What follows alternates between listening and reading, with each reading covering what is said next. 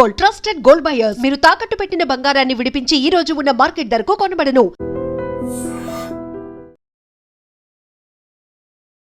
నమస్తే, welcome to I dream social spotlight with కవిత.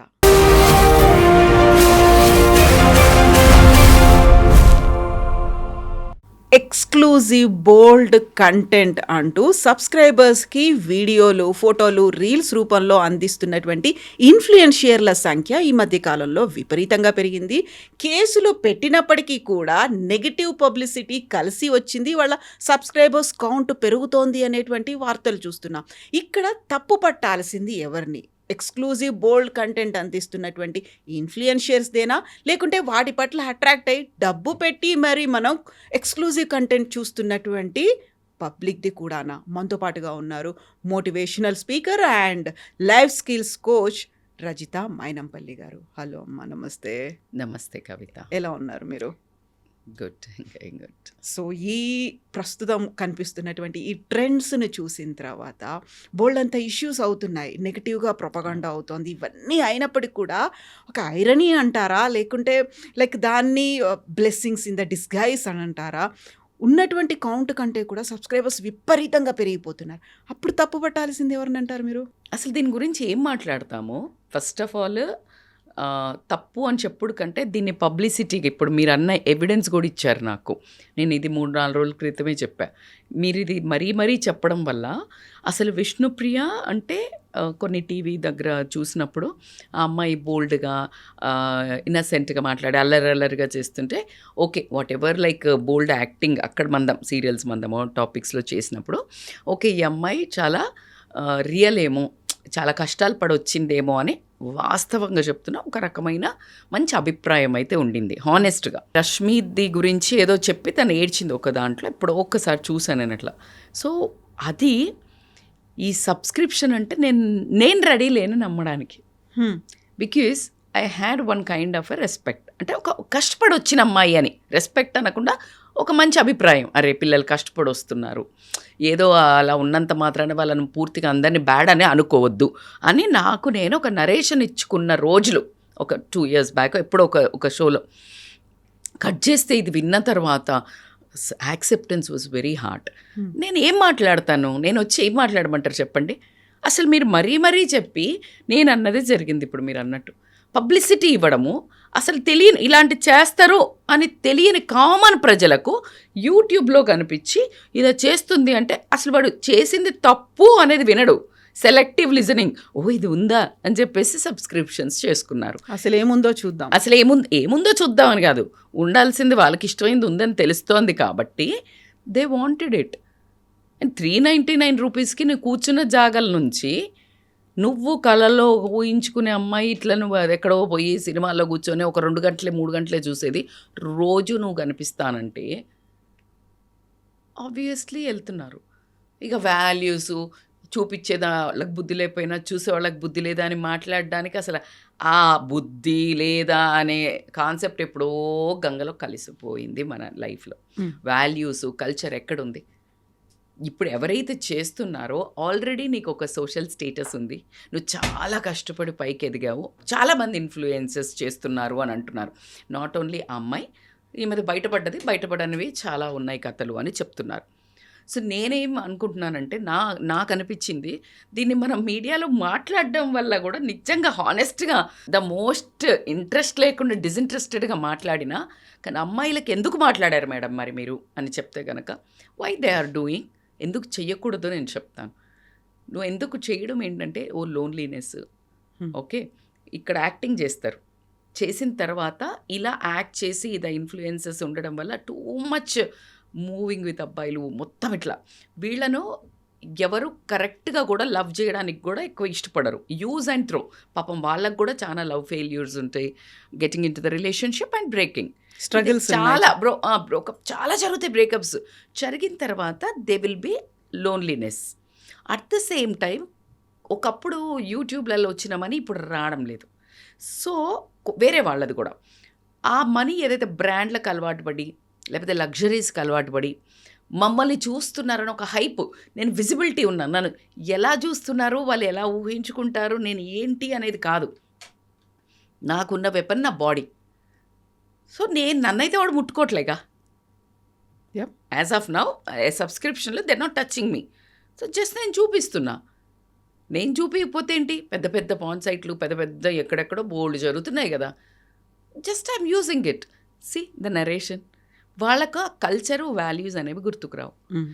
ఒకటి loneliness, ఒకటి మనీ, బ్రాండ్స్ ఏదైతే వాళ్ళకి అలవాటు పడి ఉంటారో వాళ్ళని కీపప్ చేయాలి. ఏదో అంటారు కదా, దీపం ఉండగానే ఇల్లు చక్క పెట్టుకోవాలి అనగానే వయసు ఉండంగానే ఏదో పైసలు చేసుకోవాలనే ఉద్దేశంతో చేస్తున్నారా? ఈ ఉద్దేశంలో ఒకళ్ళని చూసి ఒకళ్ళు, అండ్ ఆ చూసే వాళ్ళు ఎవరైతే ఉంటారో వాళ్ళ సంఖ్య పెరుగుతుంది. ఇప్పుడు చూడండి, అసలు చెడు చెడు చెడు అని నోరు నెత్తిన పెట్టుకొని మనమందరం అరుస్తుంటే సబ్స్క్రిప్షన్లు ఆ లెవెల్లో 1000-1500 పెరిగినరంటే అసలు ఎక్కడున్నాం మనం? ఎక్కడున్నాం అంటే నీకు ఇప్పుడు చూసే వాళ్ళని ఎలా ఏమనంటారు కవిత? మీరు ఏమంటారు చెప్పండి? ఇప్పుడు సినిమాలలో కూడా అలాంటి వర్స్ట్ సీన్స్ ఇలాంటివి చాలా చూపిస్తారు. ఎక్కడి నుంచి అమ్మాయిలు సినిమా వరకు ప్రొఫెషనల్ పరంగా చూపించే వరకు ఒక అర్థం ఉంది. లైక్ సినిమాల్లో కూడా చూపిస్తారు బాడీ సిచ్యుయేషన్, డైరెక్టర్ డిమాండ్ చేసింది, సరే వాళ్ళకు ఒక ఏదో ఒకటి అనుకుందాం అబ్బా 3 గంటలు జస్ట్ అక్కడ మాత్రమే కట్టు గిట్టు అంటున్నాడు, చూపిస్తున్నాడు. ఇది నువ్వు స్వతహాగా నువ్వు ఎంచుకుని నువ్వు రోజు అదే పనిగా అంటే నువ్వు ఏంటి అంటే ఎస్పెషల్లీ ఇండియాలో పుట్టి ససేమిరా యాక్సెప్టబులే కాదు మన కల్చర్కి. ఎక్కడ పుట్టినా ఒక ఆడదానికి ఒక గౌరవం ఉన్నది అని అనుకునేవాళ్ళం. ఇక ఇండియాలో అయితే దేవతతో సమానమని మనం నోరు నెత్తి కొట్టుకొని బస్సులలో స్త్రీలకు స్పెషల్ అని, రిజర్వేషన్లని ఇవన్నీ చేస్తూ ఉంటే, కొట్లాడుతూ ఉంటే ఒకవైపు ఒక సంఘ హక్కులు వాళ్ళు, ఏంటిది? నీ బాడీని నువ్వు వాడుకుని ఎంత కావాలమ్మా నీకు తినడానికి? ఎన్ని బట్టలు కావాలమ్మా నీకు? ఒక 2-3 అంటే ఒక 2 పూటలు తినది 4 పూటలు తింటావేమో. నువ్వు 10 బట్టలు వేసుకుంటే వేరే వాళ్ళు 100 బట్టలు వేసుకుంటారేమో. బ్రాండ్ మీరు 1000 రూపాయలు తీసుకుంటే వాళ్ళు 50,000 తీసుకుంటారేమో. కానీ తీసి పడేసేదేగా. కానీ నువ్వు ఏదైతే నీ బాడీని చూపించి ఈ డబ్బులు ఈ లగ్జరీ అనుభవిస్తున్నావో బయటకు వచ్చి ఎవరికి తెలియదు అనుకున్నావు. పిల్లి కళ్ళు మూసుకొని పాలు తాగితే ఈ 1500 మందికే తెలుస్తుంది. ఆ సూచనోడు ఎవడు చెప్పుకోడు, ఎందుకంటే వాడు పరుగు పోయిద్ది కాబట్టి. సో యూఆర్ నాట్ పబ్లిసైజ్డ్ అనుకున్నావు. చూసారా కర్మ ఎట్లా కొడుతుందో? ఇప్పుడు ప్రపంచం అంతా తెలిసిపోయింది. అయితే మీరు అన్నట్టు సబ్స్క్రిప్షన్ పెరిగింది అని మీరు మురిసినా ఆమె మెంటల్ స్టిగ్మా ఏదైతే బ్యాక్గ్రౌండ్లో జరుగుతుందో, డిప్రెషను, ఇట్స్ నాట్ ఈజీ. మనం అనుకున్నంత ఇప్పుడు బ్లెస్సింగ్ ఇన్ డిస్గైజ్ డబ్బులు వస్తున్నావేమో. ఈ డబ్బులు ఏ సిల్క్ స్మిత అని కాపాడింది? ఏది కాపాడిందమ్మా? ఎంత డబ్బులుండి ఎన్ని సంపాదించినా కూడా ఆమెను అలాగే చూశారు కదా. దాని తర్వాత ఆమె సూసైడ్ చేసుకొని చనిపోయింది కదా. ఏ డబ్బులు కాపాడతాయి నీకు? ఒక అడుగు వేసిన తర్వాత డబ్బులు నిన్ను తీసుకెళ్తాయని అనుకోవడము, ఎస్పెషల్లీ ఆడవాళ్ళకి. ఈరోజు నేను ఈ వీడియో చేయడానికి not to publicize her, I want to warn, I want to show the horror show behind that. రేపొద్దున ఈ ఏజ్ అయిపోయింది, పెళ్ళేంటి? ఏంటి నీ జీవితం ఏంటి? నువ్వు అట్లా వెళ్తుంటే నీ పక్కనున్న ప్రతి ఒక్కడు నిన్న అదొక రాక చూస్తాడు చూడు. ఇప్పుడు ఏ డబ్బుతో తుడుస్తావు? ఏ డబ్బుతో కంచుకోట కట్టుకుంటావు? ఏ రకంగా వాళ్ళ మనుషుల్లోకి దూరినో నీ మీద ఉన్న ఆ బ్యాడ్ ఆ చూపును మారుస్తావు, ఇంప్రెషన్ని ఎట్లా మారుస్తావు? మేడం ఏం కాదు మేడం, వాడి ఇష్టం, నాకేంటి, నేను డబ్బు నా ఇష్టం అని ఒక వర్డ్ని యూజ్ చేస్తున్నారు అనుకుంటే రేపొద్దున నీకు పెళ్ళి. ఈ ఒక good and bad in social media you will be ఈజీగా. మొన్న ఒక క్రికెటరు జస్ట్ 1 డేలా 1 నైట్లా 1 ఓవర్లా 6 బాళ్ళు తీసినందుకు 3000 సబ్స్క్రైబర్ల నుంచి ఇన్స్టాగ్రామ్లో 3 లక్షలు 4 లక్షలు ఇప్పుడు పెరిగిపోయి ఉంటుంది కాబట్టి ఓవర్ నైట్. ఎంత బెటర్ ఉందో అదే న్యూస్ ఎప్పటికైతే ఉండిపోద్ది కదా, ఉంటుంది, రికార్డ్ క్రియేట్ చేస్తుంది. అవునా? History will record, don't record your questions, history will record your answers. నీకేం కష్టాలు ఉన్నాయి, నువ్వు ఎందుకు పడ్డది, అందరు చూసిండ్రు, అందరు చూసిన వాళ్ళు తప్ప అని అక్కడ ఎవడు మాట్లాడాడు. పలానా అమ్మాయి ఇలా బిహేవ్ చేసిందా లేదా? రేపు నీకు పిల్లలు పుడితే ఏ మొహం పెట్టుకొని ఏ సంఘంలో బతుకుతా అనుకుంటున్నావు? నువ్వు బ్రతికినన్ని రోజులు నీకంటే చిన్నోళ్ళు ఉన్నారు, నీకంటే పెద్దోళ్ళు ఉన్నారు, నీ ఏజ్ వాళ్ళు ఉన్నారు. అంటే నీకు పిల్లలు పుట్టినాక మళ్ళీ వీళ్ళంతా కలుస్తుంటారు కదా ఎక్కడో ఒక్కడ. పలానా విష్ణుప్రియ వాళ్ళ అమ్మాయి, పలానా విష్ణుప్రియ వాళ్ళ అబ్బాయి. ఎవడు పెళ్లి చేసుకోవాలి? నీ మెంటల్ డిప్రెషన్ నువ్వు ఏ డబ్బులు పెడితే పోతుంది అనుకుంటున్నారు? దీపికా పదుకొని డిప్రెషన్ మీద మాట్లాడినప్పుడు కళ్ళల్లో నీళ్లు తిరిగాయి అందరికీ. అంత పెద్ద యాక్ట్రెస్ ఒక లవ్ బ్రేకప్ తోటి she couldn't even come out. She struggled like a hell. థెరపీస్కి వెళ్ళి, కౌన్సిలింగ్లకు వెళ్ళి, then she started talking about the depression very seriously. ఎలా ఓవర్కమ్ అయింది. ఇప్పుడు తలుచుకున్న అమ్మాయి కళ్ళెంబడి ఇట్లా పటపటపడమని నీళ్ళు గారుతాయి. ఇది సెన్సిటివిటీ, అమ్మాయిలకు ఉండే సెన్సిటివిటీ ఇది. అట్లాంటిది నువ్వు నీ ఓన్గా నీ బాడీ నీకేమో అవసరం? నీకు ఉండే ఎన్ని ఆపర్చునిటీస్ ఉన్నాయిరా. నీ గుణాన్ని, నువ్వు ఆపర్చునిటీస్ని కష్టపడితే బ్యూటిఫుల్ సాంగ్స్ చేసింది ఒక అబ్బాయి పేరు ఎవరో మానస ఎవరితోటో, ఎక్స్ట్రాడినరీ. అసలు చూడండి ఎంత కష్టపడి ఒక సాంగ్ చేస్తే ఆ అమ్మాయికి వచ్చిన ఫేమ్ అదిరిపోయి ఉండే. ఏం లాభం? ఈరోజు అక్కడి నుంచి, అంటే నేనెవరు, నా కళ్ళలో నువ్వు ఎక్కడి నుంచి ఎక్కడ పడితే కావచ్చు నీకు, బట్ నేను చాలా హర్ట్ అయినా ఒక సాటి ఆడదానిగా. ఆ పిల్ల అలా చేయకుండా ఉండాల్సింది. ఆ పిల్లకి అసలు ఎంత మంచి ఫ్యూచర్ ఉండేది, ఎంత కష్టపడుతుంది, అంత హెవీ మంచి గట్టి పర్సనాలిటీ. అలాంటిది అసలు జంగన మంచి వెయిట్ కూడా, ఎంత బాగా డ్యాన్స్ వేస్తుంది. ఏం లాభం? ఇంకొంచెం గట్టిగా కష్టపడి రాదు? వర్క్ చేయి, 10 షోలు చేయి, 20 షోలు చేయి. ఏం లాభం అమ్మ? నువ్వు ఇప్పుడు ఈ దేన్ని పెట్టి తుడిసి ఎన్ని డబ్బుల కోట్ల కట్టలు నువ్వు, మేడం ఏం కాదు మేడం ఇవాళ రేపు డబ్బు ఉన్నాడు అందరు మర్చిపోని వాళ్ళు కూడా ఉంటారు. నిన్ను చెడ్డ చూపు చూసేవాళ్ళు కూడా ఉంటారు. నీ ఫ్రెండ్స్ నీ డబ్బు చూసి నీకు అక్కడ మందం ఇస్తారేమో, బ్యాడ్కి వచ్చి చీప్ బిచ్ అనేటోళ్ళు కూడా ఉంటారు. So it is not about only money. Because of వాల్యూస్కి మనము రివార్డ్స్ ఇవ్వకుండా ఫేమ్కి రివార్డ్ ఇవ్వడం. Nowadays this fame, social fame has become democratized. Anybody can get the fame who is visible. ఎవరు కనిపిస్తే వాళ్ళకి ఫేమ్. ఇంతకుముందు fame is not democratized. Fame ఎవరికి డెమోక్రటైజ్డ్ ఉండే? సమ్ సైంటిస్ట్లో, some political leaders, some cine ఆర్టిస్ట్లో, వీళ్ళకు fame that was democratized. ఇప్పుడు ఫేమ్ ప్రతి ఒక్కరికి సోషల్ మీడియాలో దోజ్ హు ఆర్ సీన్, నువ్వు చెడ్డ చేయి, నువ్వు చెత్త చేయి, నువ్వు మంచి చేయి, నువ్వు ఏం చేయి, democratized, who are very much seen in the media. But power is not democratized yet. అందుకనే everybody runs to politics. There the power comes. Money, power comes. Money సంపాదించాలి. Fame is not enough for the power. You're getting my point. Yeah. So at the same time, that is why everybody wants that fame. ఎక్కడ కొన్ని రోజులు ఉంటుంది, power కావాలి. Power ఏంటి? మనీలో ఉంది, money సంపాదిస్తాం. So this is how somewhere లైఫ్లో అసలు ఒక తృప్తి, ఒక రెస్పెక్ట్, ఒక వాల్యూ, ఈ పదాలన్నీ చాలా దూరాలకు అటకెక్కి ఎక్కడికో పోయినాయి. మార్స్కు పోతున్నారు కదా మనుషులు, వీటికంతే ముందు అవన్నీ అక్కడికి వెళ్ళిపోయాయి. ప్రపంచంలో ఇప్పుడు రూల్ చేస్తున్నది ఏంటి? ఎథిక్స్ లేవు, ఏం లేవు, జస్ట్ ఓన్లీ మనీ. ఆ మనీ ఏ రకంగా వచ్చినా సరే కావాలి. పవర్ కూడా అంతే, ఎవరిని చంపైనా తీసుకోవాలి. సో అది మనము రక్త సంబంధాలలో కూడా చూస్తుంటాము. తల్లిని చంపి ఆస్తి రాయించుకునేవాడు, చంపి ఏలు ముద్ర వేయించుకునేవాడు, జుట్టు బట్టి గుంజుకొని తల్లిదండ్రితో రాయించుకున్నవాడు. ఇట్లాంటి సమాజంలో బతుకుతున్నప్పుడు ఆమె వాళ్ళు అమ్ముకుంటుంది, వేరే వాళ్ళు మనసు అమ్ముకుంటున్నారు, డబ్బుల కోసం ఇష్టం లేని పెళ్ళిళ్ళు చేసుకుని డబ్బు ఉందని. Everywhere trading is going for money. So it's a very painful topic. కానీ అందరు అమ్మాయిలు అట్లున్నారా? లేరు.